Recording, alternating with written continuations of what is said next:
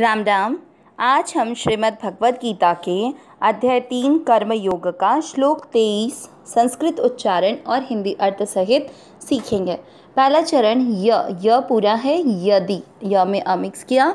इसके बाद में जो शब्द है उसमें य का अर्थ होता है ह आधा, और ह के अंदर देखिए य है पूरा, तो इसको क्या बोलते हैं, हय नहीं कहेंगे, हय कर देंगे तो ह में भी अमिक्स हो जाएगा, इसलिए ध्यान देना है इसका उच्चारण करते हुए। य, ठीक है, य में अमिक्स कर रहे हैं, ह में नहीं। य और ह पूरा है, शब्द पूरा होने के बाद ह पे अनुस्वार आधा म हम, तो क्या बनेगा ह्यहम, ठीक है। न में अमिक्स करेंगे, न व पूरा, ते के ऊपर जो आधा र है उसको आधे र को व के साथ करेंगे, वर ते य, शब्द पुराने के बाद य पे अनुस्वार आधा म, वर्तेयम। पहला चरण रिपीट, यदि ह्यहम न वर्तेयम। दूसरा चरण जातु, सिंपल शब्द है, क पूरा, म के ऊपर जो आधा र है उसको क के साथ पढ़ेंगे, कर, म के साथ आधा अण मण, और य में अमिक्स करेंगे, कर्मण्य। त पूरा है, मात्रा के अंदर जो आधा न है उसको त के साथ करना है, तन। फिर है द्र का अर्थ हुआ द आधा और र पूरा, उस पर ई की मात्रा लग जाएगी तो क्या बन जाएगा, द्रि, तंद्रि, और त लास्ट वाला भी पूरा उसमें अमिक्स करना है, तंद्रित। त में अ की मात्रा तो विसर्ग को पढ़ेंगे ह, तंद्रितः। सेकंड चरण रिपीट, जातु कर्मण्य तंद्रितः। पहला और दूसरा चरण साथ में, यदि ह्यहम न वर्तेयम जातु कर्मण्य तंद्रितः। तीसरा चरण देखेंगे, मम, दोनों अक्षर पूरे, दोनों में अमिक्स करेंगे, मम, व के साथ आधा र वर, आधे त के साथ मा, वर्तमानु। व पूरा है, त के ऊपर आधा र उसको व के साथ करेंगे, वर, त के साथ आधा न, तंते, वर्तन्ते। तीसरा चरण रिपीट, मम वर्तमानु वर्तन्ते। चौथा चरण, मनु, नु के साथ आधा षटकोण वाला, मनुष्य, या में आ की मात्रा तो विसर्ग को पढ़ेंगे हा, मनुष्यः। पा पूरा है, थ के ऊपर आधा र पा के साथ करेंगे, पार, और थ में अमिक्स करेंगे, पार्थ। स पूरा, व के ऊपर आधा र स के साथ सर, और व श दोनों में अमिक्स करेंगे, सर्वश। श में अ की मात्रा तो विसर्ग को पढ़ेंगे ह, सर्वशः। चौथा चरण रिपीट, मनुष्यः पार्थ सर्वशः। तीसरा और चौथा चरण साथ में, मम वर्तमानु वर्तन्ते मनुष्यः पार्थ सर्वशः। पूरे श्लोक का उच्चारण एक साथ, यदि ह्यहम न वर्तेयम जातु कर्मण्य तंद्रितः मम वर्तमानु वर्तन्ते मनुष्यः पार्थ सर्वशः। ध्यान से एक बार फिर उच्चारण, यदि ह्यहम न वर्तेयम जातु कर्मण्य तंद्रितः मम वर्तमानु वर्तन्ते मनुष्यः पार्थ सर्वशः। श्लोक का अर्थ देखते हैं।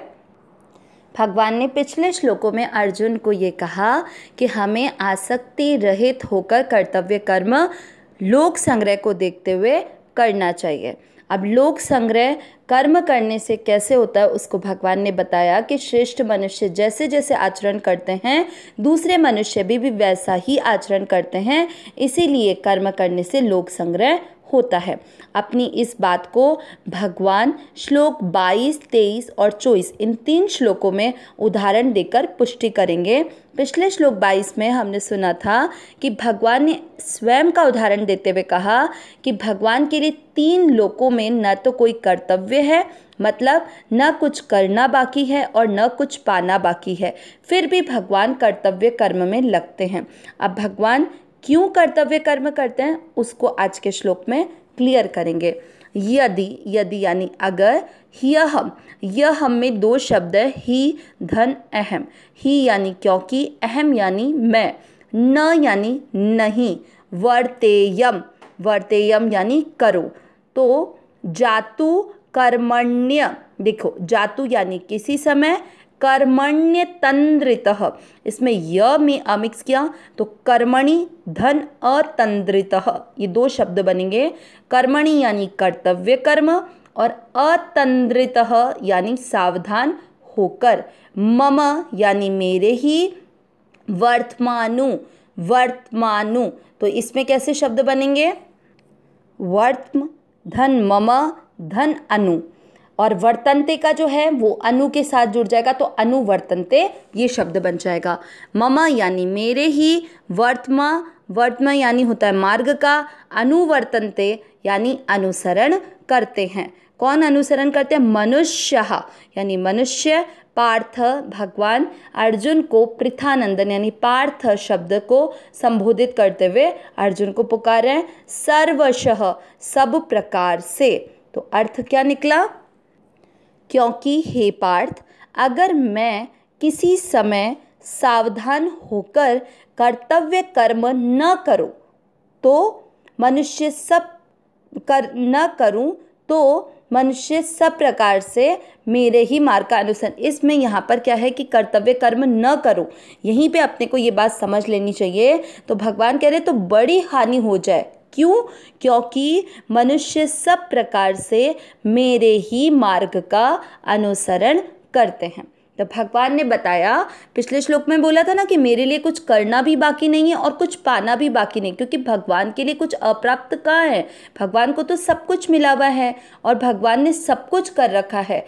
फिर भी क्योंकि भगवान सृष्टि की रचना भी हम सभी के हित के लिए करते हैं, भगवान का जन्म भी साधुओं के उद्धार के लिए, दुष्टों के विनाश के लिए होता है, मतलब केवल दूसरे लोगों के लिए होता है।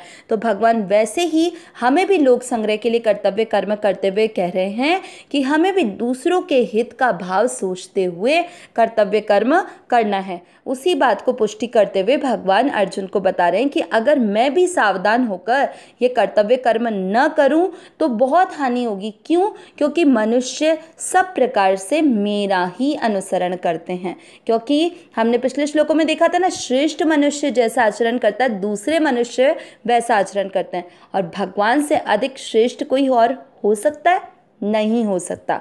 तो भगवान जिस मार्ग पर चल रहे हैं, जैसे कि हम अगर भगवान राम जो मर्यादा पुरुषोत्तम है, तो उन्होंने हर कदम कदम पर एक बेटे को क्या कर्तव्य, बेटे का क्या है, भाई का क्या है, पति का क्या है, उस तरह से राम जी ने एक मित्र का क्या है, ये हर कर्तव्य कर्म को जगह जगह पर निभाकर हम सभी के लिए एक आदर्श स्थापित किया। तो जैसा भगवान ने आचरण किया वैसे आगे आने वाले मनुष्य भी गृहस्थ में रहकर भी अपने कर्तव्य कर्म को दूसरों के हित के लिए करें। ऐसा भगवान ने ये सब इसलिए किया। तो ये लोक संग्रह के लिए भगवान का जन्म लेना और भगवान का कर्तव्य कर्म होना हो गया, जबकि भगवान के लिए ऐसा कुछ करना या पाना बाकी नहीं था। ऐसा नहीं था कि भगवान को राजगद्दी चाहिए थी इसलिए भगवान ने ये किया, या भगवान को उस दुष्ट का विनाश करना था इसलिए भगवान ने ऐसा किया। भगवान की तो एक इशारे से त्रिलोकी का सारा कार्य हो सकता है। तो फिर भगवान क्यों जन्म लेते हैं, क्यों प्रकट होते हैं? केवल और केवल ऐसे कि भगवान जो कर्म कर रहे हैं वो हम सब के लिए एक आदर्श बन जाए और हम सब भी उसी मार्ग के अनुसरण करते हुए अपना पथ बनाते जाएं।